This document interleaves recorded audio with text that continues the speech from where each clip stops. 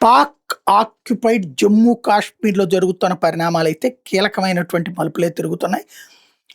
ఇంతవరకు కూడా అక్కడ అంటే ఓ పక్కన పాకిస్తాన్ తెహ్రీక్-ఈ తాలిబాన్ పాకిస్తాన్‌లతో గొడవలతోనే సరిపోతుంది.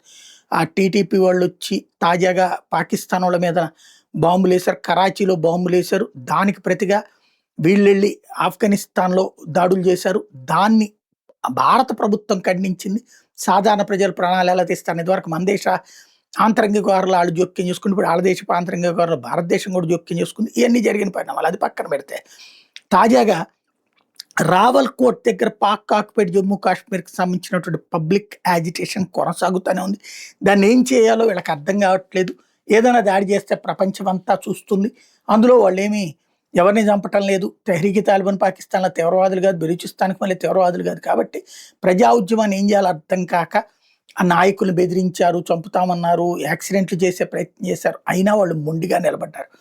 ఈ దశలో వాళ్ళు ఇప్పుడు ఒక డిక్లరేషన్ చేశారు.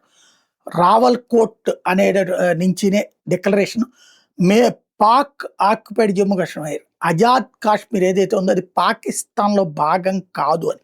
అంత మాత్రాన అయిపోతుందంటే ఏం కాదు. యాక్చువల్‌గా లైన్ ఆఫ్ కంట్రోల్‌ని సంబంధించినటువంటి కొత్త చర్చకి తెర మీదకి తీసుకొచ్చినటువంటి పరిస్థితి అయింది.